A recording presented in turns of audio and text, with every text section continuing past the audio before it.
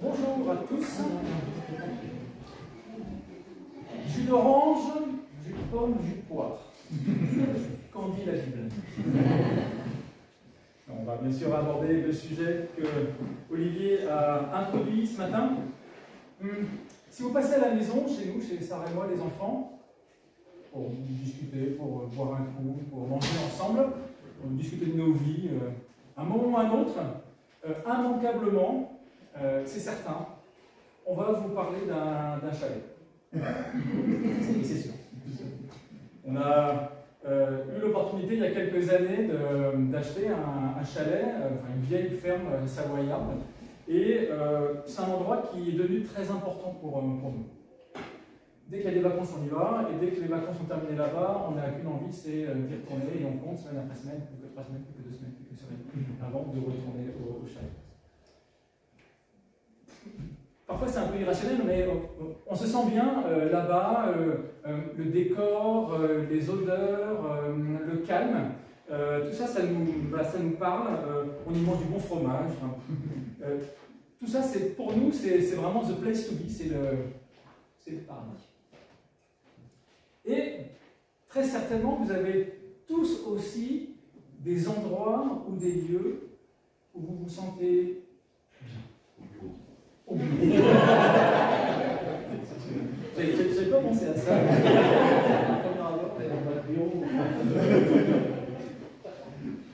Alors le bureau, effectivement, numéro 1. Ou un endroit de vacances où vous aimez bien vous retrouver, ou un coin de montagne, ou une plage, ou peut-être juste votre lit, c'est votre endroit préféré, où vous aimez passer du temps, vous vous sentez bien, vous êtes chez vous. Alors il faudrait qu'on fasse le tour, mais certainement que vous pourriez tous dire ça. Vous aimeriez y passer toute votre vie, tellement vous êtes. On aime vivre dans ces endroits, mais on le sait tous, ces endroits ne sont pas parfaits. On aime bien être dans son lit, mais à un moment donné, on commence un peu à avoir mal aux fesses. On aime bien être sur la plage, mais à un moment donné, il y a 1 ou 2 grains de sable qui vont commencer à nous poser problème. On aime bien être dans le chalet, mais il y a des parasites, des capricornes qui viennent nous bouffer les poutres. À un moment donné, ce coin de paradis, il est moins paradis. Il est moins paradis. Ce matin, je vous propose de lancer donc, cette série de messages que l'on va suivre dans notre assemblée qui s'appelle, sous le thème « Soyez encouragés ». Et je propose de commencer ce matin par cette thématique « Soyez encouragés » car Dieu, alors ça c'est le chalet, si vous voulez un peu y passer, n'hésitez pas. Soyez encouragés car Dieu vous invite dans sa maison.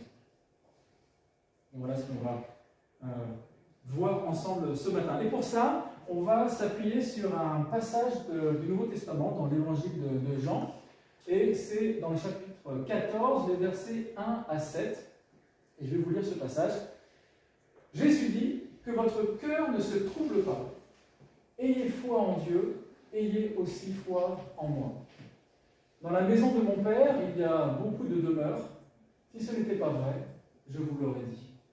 En effet, je vais vous préparer une place. Lorsque je vous aurai préparé une place, je reviendrai et je vous prendrai avec moi, afin que vous soyez, vous aussi, là où je suis. Mais vous en connaissez le chemin. Thomas lui dit, Seigneur, nous ne savons même pas où tu vas. Comment pourrions-nous savoir par quel chemin on y parvient? Je suis moi, le chemin, répondit Jésus, la vérité et la vie. Personne ne va au Père sans passer par moi. Si vous me connaissez, vous connaîtrez aussi mon Père, et maintenant déjà, vous le connaissez, vous l'avez même vu. C'est un passage qui est bien connu, des habitués de la Bible, enfin de ceux qui lisent la Bible, et donc on va suivre en 3 parties, 3 aspects au sujet de la maison de Dieu. On va parler de chemin, on va parler de vérité, et on va parler de vie. Et on va le voir d'emblée dans la première partie de ce temps, de ce message, qui parle de vérité, et ça pose un gros problème à nos contemporains, et parfois aussi un peu aux chrétiens. Vous allez voir pourquoi. J'appelle cette première partie la vérité et l'exclusivisme de Christ. Si vous vous baladez dans la rue, vous allez voir les passants, puis vous leur demandez, mais qu'est-ce qui vous pose problème, le plus problème avec le christianisme? Alors il y a plusieurs problèmes qui vont sortir, mais il y a un problème qui va très certainement sortir, c'est qu'ils vont dire que le message du christianisme est trop exclusif. Qu'est-ce qu'on entend par cela? On ne peut pas utiliser ces termes-là, mais c'est ça qui va ressortir. Exclusivisme, ça veut dire que le christianisme affirme avec force qu'il n'existe qu'une seule façon de connaître Dieu et d'atteindre Dieu. Jésus-Christ. Qu'une seule. Pas deux. Une. Il n'y a pas d'autre façon. Et donc toutes les autres religions, toutes les autres philosophies, tous les modes de pensée qui disent autre chose sont exclus. Et ça pose un gros problème à l'homme moderne, à la femme moderne. Alors quand je dis homme, c'est homme avec un grand H, bien sûr. Et parfois même aux chrétiens eux-mêmes qui affirment cela aux non-chrétiens. En disant qu'il n'y a qu'un seul chemin. Parce que ça affirme qu'il y a un message qui est supérieur à tous les autres, et que les autres n'ont pas d'intérêt.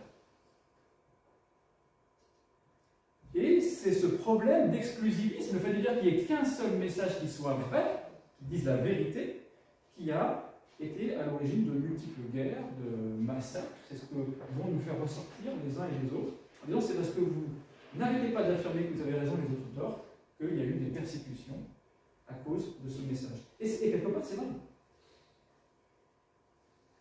Et à cause de cet exclusivisme et des conséquences de l'exclusivisme, l'homme moderne va plutôt préférer ce qu'on appelle le relativisme.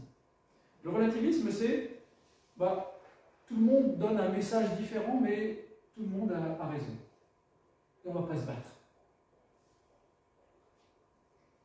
Dans un objectif de paix sociale, on va plutôt dire qu'il n'y a pas qu'une seule voie, mais il y a plein de voies. Et tout le monde a raison. Et quelque part, ça peut s'entendre. Alors on va revenir à notre texte et on va essayer de répondre à cette question-là. Que votre cœur, Jésus commence en disant que votre cœur ne se trouble pas. Juste quelques éléments de contexte, on aime bien savoir où on en est là dans l'évangile. On est au chapitre 14, donc dans le chapitre 13, il se passe beaucoup de choses. Jésus est en train de fêter la Pâque avec ses disciples. Alors en très peu de temps, lui le maître, il va se mettre à genoux, il va leur laver les pieds. Puis ensuite il va leur dire, je vais partir et vous n'allez pas me suivre parce que là où je vais, vous ne pourrez pas venir. Et puis ensuite, il va leur dire à Pierre, il va dire, mais non, tu restes avec nous. Pierre va dire, écoute, toi, n'en rajoute pas parce que dans quelques heures, tu vas me renier 3 fois. Donc les disciples en sont là. Et aussi entre deux, il va leur dire, petit trouble, aussi sachez que dans quelques heures, l'un de vous va me trahir. Les disciples ont de quoi être troublés. Eux qui pensaient avoir trouvé la personne qui les amenait à Dieu, qui leur montrait Dieu, qui est Dieu, est en train de leur dire, eh bien, je vous abandonne. Je vous laisse tout seul. Et au début du chapitre 14, donc Jésus leur répond, il les rassure, il les encourage. Ayez foi en Dieu, ayez foi en moi. Dans la maison de mon Père, il y a beaucoup de demeures. Si ce n'était pas vrai, je vous l'aurais dit. Dans la maison de mon Père, il y a beaucoup de demeures. Alors, si j'aurais été disciple, déjà j'aurais été troublé aussi, et encore plus troublé. Il dit, vous inquiétez pas, dans la maison de mon Père, il y a beaucoup de demeures. Franchement, ça aurait troublé encore plus. Quelques versets, quelques chapitres avant, chapitre 10, Jésus affirmait, c'est moi qui suis la porte, qui entre par moi sera sauvé. Donc il y a une porte, mais il y a plusieurs demeures. Vous voyez le trouble là? De quoi il parle?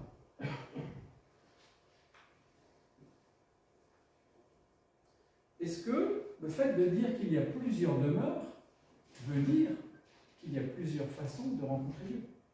Et j'ai déjà entendu à plusieurs reprises des sceptiques vis-à-vis du message de l'Évangile de dire, vous voyez, Jésus le dit lui-même, il y a plusieurs demeures. Dans la maison de Dieu, il y a plusieurs demeures. Donc il y a plusieurs façons d'atteindre la maison de Dieu. Alors c'est la fameuse histoire des aveugles et de l'éléphant. Vous connaissez cette histoire? C'est des aveugles, alors c'est une histoire, qui se baladent dans un zoo et puis ils arrivent au niveau de l'éléphant et puis l'éléphant se laisse toucher par les aveugles. Alors le le premier aveugle arrive et dit, mais cette créature, elle est longue et flexible comme un serpent. Il tient la trou. Et puis le deuxième dit, non, non, non, non, non, pas du tout. Elle est épaisse, et comme un gros cylindre, parce qu'il touche la patte. La troisième dit, ah non, non, alors vraiment, vous plantez complètement. L'éléphant, c'est grand et c'est plat. Parce qu'il est en train de toucher le flanc de l'éléphant. Et puis l'histoire dit qu'il y a un observateur qui est là, à l'extérieur, qui les observe, en train de se disputer. Hein, et puis, il leur répond, mais vous avez tous raison, les gars. C'est juste que vous abordez l'éléphant d'une façon différente, mais vous parlez tous du même animal. Donc arrêtez de vous battre. Vous avez tous raison. Le message de cette histoire, c'est de dire que c'est pareil pour Dieu. L'éléphant, c'est Dieu. C'est-à-dire que chacun va l'aborder d'une façon différente, avec sa propre sensibilité, sa propre histoire, sa propre culture. En fait, tout le monde a raison. Tout le monde parle du même Dieu. Donc, arrêtez de vous battre. Et Jésus dit, je suis le chemin.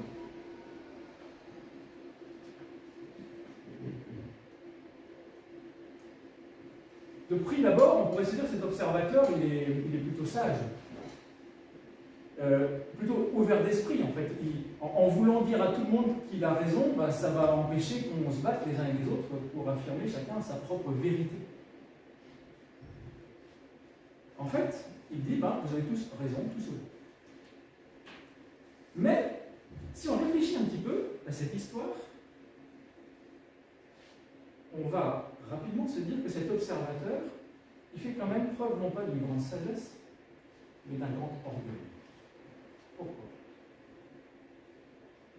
Parce qu'il affirme au fond que toutes les religions, toutes les pensées qui parlent de Dieu se valent pour atteindre Dieu, c'est-à-dire que lui se positionne en supérieur à tous ceux qui pensent qu'il y a des différences. Il va dire, mais moi je suis un expert de cette question de savoir comment atteindre Dieu, vous n'avez qu'un petit bout de la lorgnette, et moi l'expert, je vous affirme que j'ai la vérité. Et ma vérité, c'est de dire que vous avez tous raison, alors que vous dites que les autres ont tort. Donc il se pose en expert, et il dit que lui seul, finalement, a raison. Ça, pour le coup, c'est hyper exclusif. C'est-à-dire que c'est moi qui sais, et vous qui ne savez pas. C'est moi qui détiens la vérité, vous avez tous raison, plutôt que vous qui avez tort. Et comment on peut affirmer que tout se vaut et que tout le monde a raison? Comment on peut dire que le bouddhisme et le christianisme peuvent être tous les deux dans le vrai, alors que l'un dit qu'il y a un Dieu personnel et l'autre dit qu'il n'y a pas de Dieu? Comment on peut dire que le judaïsme et le christianisme sont tous les deux dans le vrai quand le christianisme dit qu'il y a une vie après la mort, que le judaïsme dit qu'il n'y a pas de vie après la mort? Comment on peut dire que tout le monde a raison quand l'évangile dit que vous pouvez être sauvé par la foi en Jésus, alors que tout le monde dit que vous pouvez être sauvé en faisant de bonnes œuvres?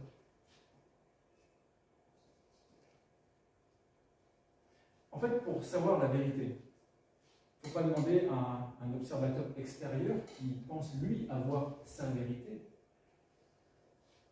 Il faudrait demander à qui pour avoir la vérité? Pour savoir qui est l'éléphant. On va demander à l'éléphant. La seule personne qui peut dire qui il est et comment la comprendre, comment la définir, comment l'atteindre, c'est l'animal lui-même. On va poser la question à l'éléphant. Et l'éléphant va dire, bah, moi je suis comme ça. Et on peut me connaître comme ça.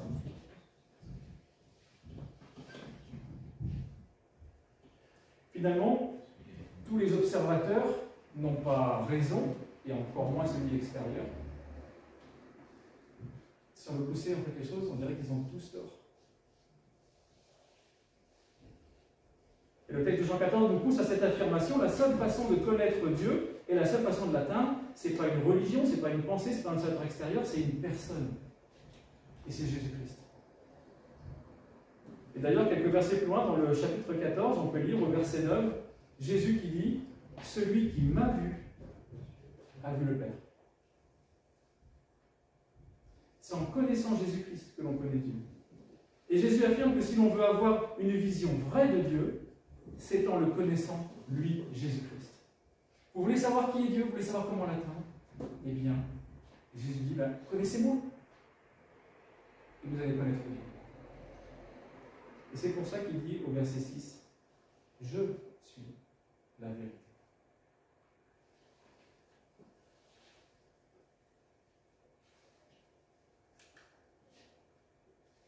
Dans le deuxième temps, j'aimerais qu'on puisse voir cette notion de demeure de Dieu et du chemin pour l'atteindre.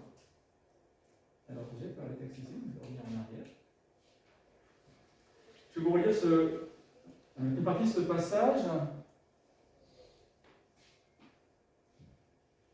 Je vais vous préparer une place. Lorsque je vous aurai préparé une place, je reviendrai et je vous prendrai avec moi, afin que vous soyez vous aussi là où je suis. Mais vous en connaissez le chemin. Et Thomas lui dit, Seigneur, nous ne savons même pas où tu vas, comment pourrions-nous savoir par quel chemin on y parvient? Et j'aurais été aussi à la place des disciples, j'aurais mis un gros pouce bleu à Thomas, j'aurais dit, mais tu nous parles de la maison de Dieu, mais de quoi tu parles? Tu nous parles d'un chemin pour y aller, mais je ne sais même pas où tu vas.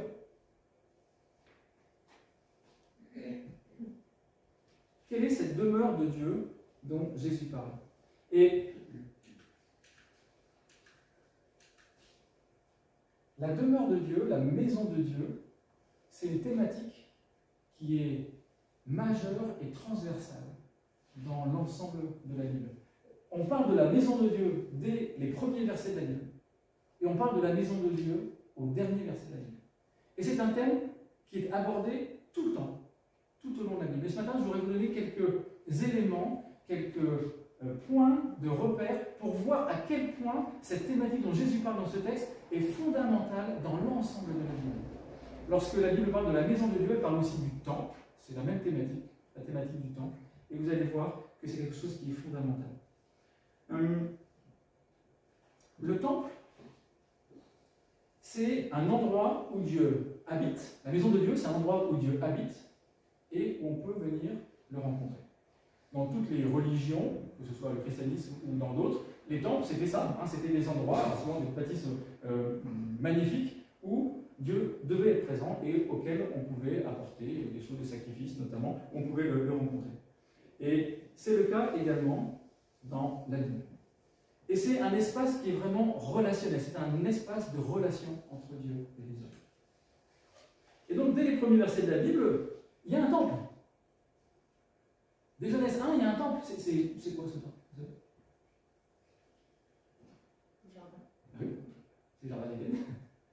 Le jardin d'Éden, c'est un endroit où est Dieu et un endroit où l'homme et la femme peuvent venir à sa rencontre et avoir une relation avec lui, une relation d'amour, de confiance, de bienveillance. Et c'est un temple immense avec des plantes, avec des rivières. Voilà. C'est le temple. C'est la maison de Dieu. Et l'homme a une relation avec Dieu de façon la plus simple possible. Mais vous savez ce qui se passe. Genèse 3, troisième chapitre de la Bible, l'homme et la femme rejettent cette relation avec Dieu. Ce projet que Dieu a de relation avec l'homme et la femme, il le rejette, il se rebelle. On appelle ça la rupture. Qu'est-ce qui se passe? L'homme et la femme sont exclus de la maison de Dieu. Ils sont exclus du jardin. Ils ne sont plus dans le temple. C'est fini. Alors, au même moment où l'homme et la femme sont exclus de la maison de Dieu, eh bien Dieu va enclencher un projet, un plan pour qu'à terme, l'homme et la femme puissent à nouveau réintégrer la maison de Dieu. Et ça va se faire par étapes, dans une révélation progressive.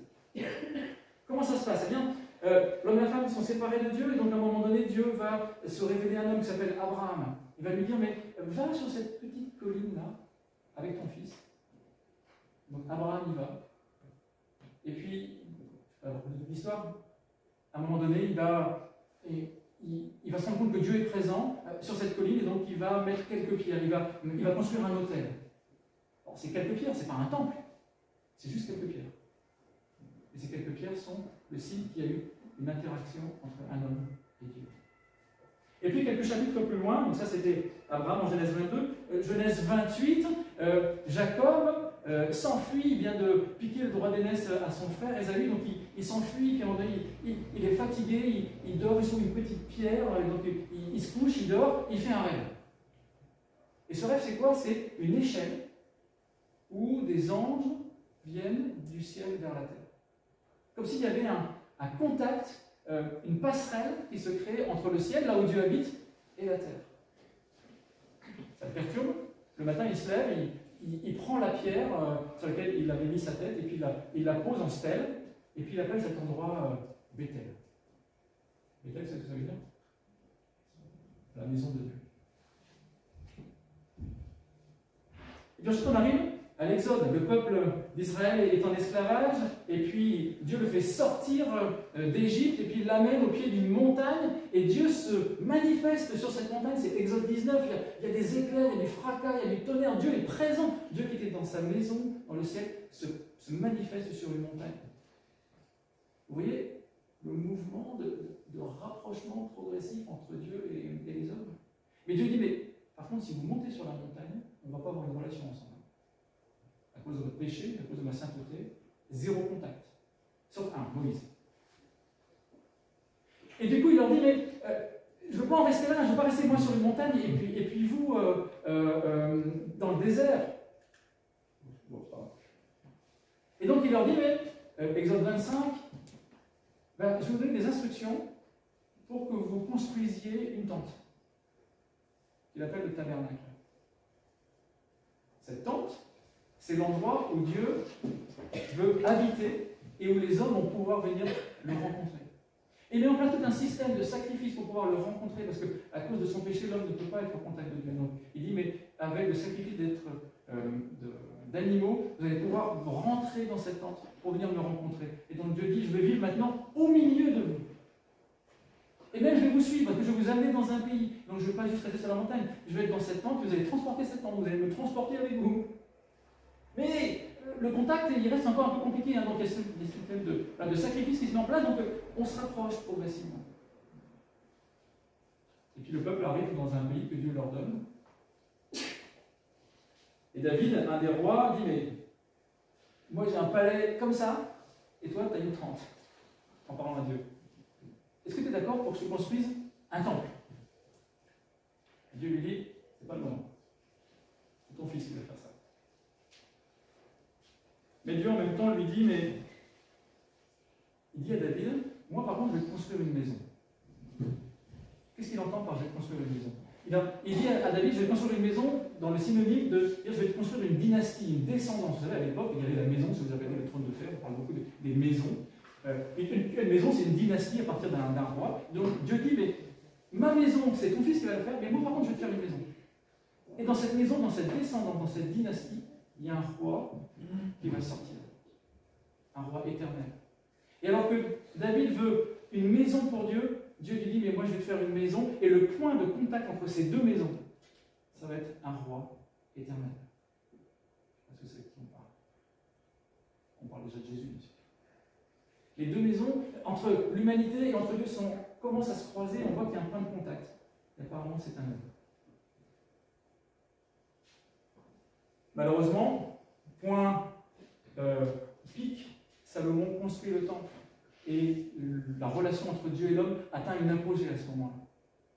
Mais les hommes, les rois et le peuple va rejeter Dieu à nouveau, va adorer d'autres dieux, va rejeter cette relation. Et donc on va repartir vers un groupe dans cette histoire de la relation entre l'homme et Dieu. Et là on arrive dans les livres des prophètes, notamment Ézéchiel. Ézéchiel, si vous lisez ce prophète qui a vécu au moment où le peuple d'Israël est emmené en exil, en dehors de Jérusalem, et dans une grande vision, Ézéchiel, chapitre 8 à 11, Ézéchiel décrit Dieu qui quitte le temple. Dieu dit, mais ce temple, j'y vais plus, je n'y suis plus, je le quitte. Et ensuite, il annonce que le temple va être détruit. Et effectivement, le temple va être détruit. Alors qu'on est arrivé à une apogée de contact entre Dieu et l'homme, on arrive à un creux de vague monumental où la relation est à nouveau réduite. Et dans le même temps, Ézéchiel au chapitre 11 dit, je vous lis le passage, Voilà ce que déclare l'Éternel, je les ai éloignés au milieu des peuples étrangers. Donc il parle donc des Israélites, il les a éloignés au milieu des peuples étrangers, donc ils vont être exilés, notamment à Babylone. Je les ai dispersés dans des pays étrangers. Cependant, je serai pour eux, pendant quelque temps, un sanctuaire dans ces pays où ils se sont rendus. C'est-à-dire que Dieu dit, mais moi-même, je vais être un sanctuaire, je vais être un temple, là où ils vont être dispersés. Donc plutôt que d'avoir un lieu où ils sont, comme ils sont dispersés, ben Dieu lui-même va les suivre. Et il va être un sanctuaire là où ils sont. Il est en train de leur dire, mais si vous voulez une relation avec moi, si vous voulez un contact avec moi, ce n'est pas un temple de pierre qu'il vous faut. Ce n'est pas un temple de pierre qu'il faut pour rencontrer Dieu. Ce qu'il faut pour rencontrer Dieu, c'est Dieu. Et donc moi-même, personnellement, je serai présent à vos côtés, alors même que vous serez en exil. Même alors qu'il n'y a pas de temple. Je fais des raccourcis parce qu'on pourrait parler de la reconstruction du temple ensuite, etc. Mais l'histoire continue dans le Nouveau Testament. Et rapidement, les quelques points. Jean 1,14 fait le lien avec Ézéchiel. Je vous lis le passage. Celui qui est la parole, on parle de Jésus, est devenu homme et il a vécu parmi nous. Celui qui est la parole est devenu homme, il a vécu parmi nous. Dieu lui-même, vous voyez ce mouvement vers les hommes. Dieu lui-même vient, s'incarne, vient à la rencontre des hommes. Dans le grec, quand c'est écrit, il est devenu homme, il a vécu parmi nous. Vécu, dans le grec, ça veut dire il a planté sa tente. C'est-à-dire que Jésus est venu tabernacler lui-même, c'est ça, sur terre. Mais ce n'est pas des voiles, ce n'est pas des tentes, c'est Dieu lui-même incarné. Vous voyez le processus? Malgré le fait que les hommes rejettent, Dieu, il déroule son plan. Et son plan, c'est le contact.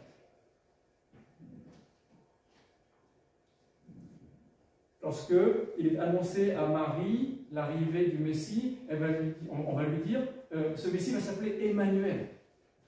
C'est ce que ça veut dire, Emmanuel? Dieu avec nous. C'est toujours la même chose. Vous voyez? Jean 2, 19, Jésus déclare, détruisez ce temple. Détruisez ce temple. Et en 3 jours, je le relève. Vous n'avez pas besoin de temple. Vous voulez rencontrer Dieu? Passez par moi. Avec Jésus, pas besoin de temple. Jésus est le temple. Jésus est la pierre angulaire de ce temple. Vous voyez toutes ces images. Le point de rencontre entre Dieu et les hommes, c'est Jésus-Christ par son sacrifice parfait, par sa mort et sa résurrection. Acte 2, la Pentecôte, qu'est-ce qui se passe? Dieu vient habiter dans le cœur de chaque croyant.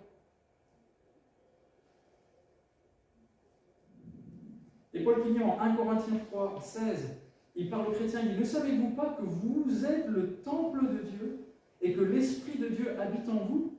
Son temple est saint et vous êtes ce temple. L'Église est le temple de Dieu.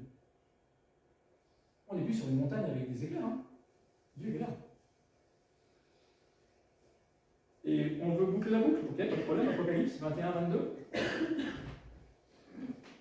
Jésus revient, comme il l'annonce dans Jean 14. Et Jean, qui a cette vision de la nouvelle Jérusalem, cette ville qui vient d'où d'ailleurs? Elle descend du ciel. Et Jean, il décrit cette ville magnifique, pleine dorures, de diamants, de perles précieuses, une ville extraordinaire.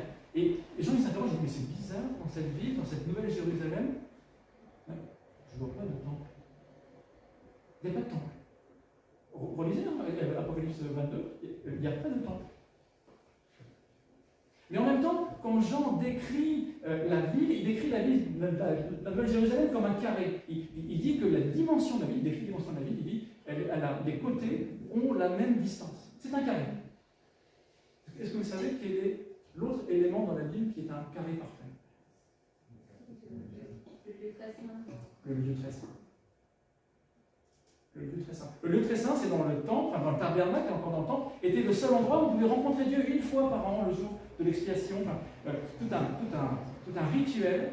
Eh bien, ce lieu très saint où on pouvait rencontrer Dieu vraiment une fois par an, juste une personne pouvait le rencontrer, eh bien maintenant, la Nouvelle Jérusalem, c'est ce lieu très saint, où tous les croyants, tous ceux qui ont mis leur confiance en Jésus-Christ vont se retrouver. Vous voyez le plan? Le plan initial, le plan final de Dieu, c'est ce contact, cette relation entre lui et nous. C'est le plan de la demeure de Dieu, de la maison de Dieu. Et il passe par un élément fondamental qui dit « Je suis le chemin ». C'est Jésus-Christ.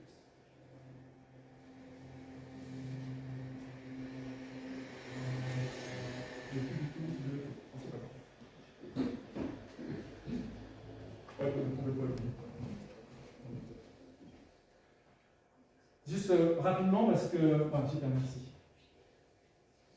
C'est pour ça que j'ai trouvé cette image que je trouvais chouette de ce livre découpé avec un cœur. J'aurais voulu trouver une maison ou alors juste une ligne directrice qui montre tout ce projet de Dieu du début à la fin de la vie.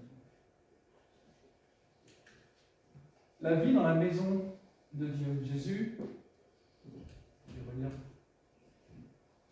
Jésus, je suis moi, le chemin, répondit Jésus, la vérité et la vie. Personne ne va au Père sans passer par moi. Si vous me connaissez, vous connaîtrez aussi mon Père. Et maintenant, déjà, vous le connaissez, vous l'avez même vu. On a parlé de chemin, pardon, de vérité, de chemin unique. Jésus parle aussi de vie. Alors, on pourrait y passer des heures, je vais être très court sur la vie, parce que... Mais, trois courtes remarques. Quand Jésus dit, mais je suis la vie, de quoi il parle? Il parle de la vie, bien sûr, de la vie éternelle. Il parle de la vie après la mort, enfin, on dit même de la vie après la vie, en fait. Parce que la mort, c'est juste un passage, mais c'est un passage vers la vie, auprès de Dieu, dans sa maison, éternellement, en présence de Dieu, en permanence.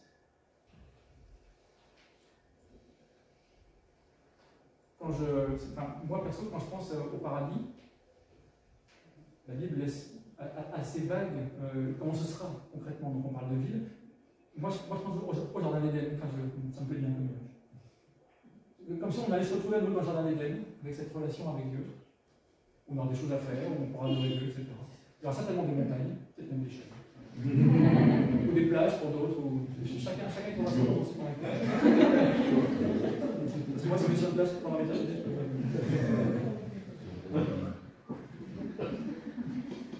À une différence près, par rapport au Jardin d'Éden. Cette vie après la vie, lorsque Jésus reviendra et qu'on pourra être dans la maison de Dieu, il y aura un détail différent par rapport à Genèse 1, Genèse 2. Est-ce que vous savez lequel c'est? Entre la Nouvelle Jérusalem et Genèse 1, Genèse 2. Qu'est-ce qu'il y aura comme différence? Il n'y aura plus l'arbre de la connaissance. Il n'y aura plus l'arbre de la connaissance du bien et du mal. Il y aura aussi une personne qui ne sera plus là. Pourquoi? Parce qu'à la croix, Jésus l'a vaincu. Et on peut relire dans Apocalypse 21:3, donc avant-dernier chapitre de la Bible, où Jésus parle, et il dit, mais voici, en parlant de la Nouvelle Jérusalem, du paradis, voici la tente de Dieu avec les hommes. Dieu habitera avec eux, ils seront ses peuples, et Dieu avec eux sera leur Dieu. Il essuiera toute larme de leurs yeux, la mort ne sera plus, il n'y aura plus ni deuil, ni plainte, ni souffrance. Ça, c'est la vie éternelle avec Dieu, en présence de Dieu. Quel encouragement pour les croyants de savoir ce qui les attend bientôt dans la maison de Dieu. Deuxième remarque, mais Jésus évoque aussi la vie terrestre, celle qu'on vit déjà maintenant. On utilise beaucoup cette expression, quand on parle de la Bible, on parle du déjà et du pas encore. Le déjà, c'est qu'en tant que chrétien, je vis déjà les promesses que Dieu me fait, mais je ne les vis pas encore complètement. Et donc Jésus me dit, mais vous avez la vie en mettant votre foi en moi, vous pouvez déjà vivre les bénéfices du fait de vivre en présence de Dieu dès maintenant. Mais à cause du péché, vous ne pouvez pas les vivre encore pleinement. Mais lorsque le péché aura complètement disparu, vous pourrez les vivre pleinement. Donc on peut vivre déjà aujourd'hui. La vie, elle existe déjà maintenant. Ce n'est pas juste la vie éternelle, puis entre deux, il ne se passe rien. Aujourd'hui, on peut le vivre déjà. Tous les jours. L'homme a été créé pour vivre avec Dieu et non pas sans Dieu. Et ne pas vivre avec Dieu, c'est passer à côté de ce pourquoi on existe. L'homme a été créé pour vivre une relation avec Dieu. S'il ne vit pas cette relation avec Dieu, il passe à côté de ce pourquoi il existe. Et tellement de personnes autour de nous passent à côté de ce pourquoi ils existent. Pourquoi? Parce qu'ils ne vivent pas avec Dieu. Alors qu'ils ont été créés pour ça. Vivre sa vie sans Dieu, vivre sans être dans la maison de Dieu, c'est cette image de manquer la cible, c'est de manquer l'objectif de sa vie. Et puis, dernière remarque, dans notre passage au verset 2, justement, Jésus utilisait ce mot « demeure ». Vous savez, quand il disait qu'il y avait plusieurs demeures dans la maison de Dieu, alors en fait, il faut comprendre que plusieurs demeures, ce n'est pas plusieurs voies, c'est plusieurs pièces dans la même maison. Et ce terme « demeure », si on prend le grec, demeure à l'époque, ça voulait dire un lieu de repos sur la route dans lequel les voyageurs pouvaient venir se reposer. Être dans la maison de Dieu dès aujourd'hui, c'est avoir un espace de repos, pour se retirer, pour se rafraîchir, pour se ressourcer.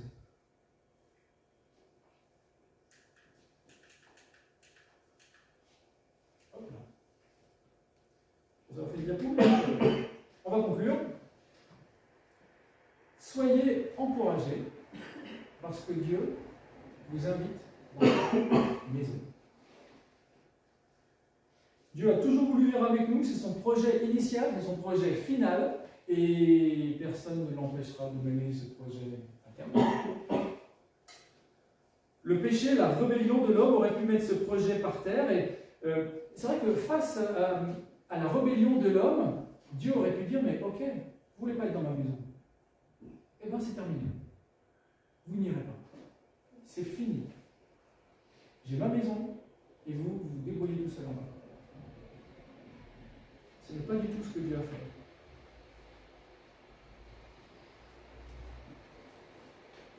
La question n'est même pas tant de savoir pourquoi il n'existe qu'un seul chemin.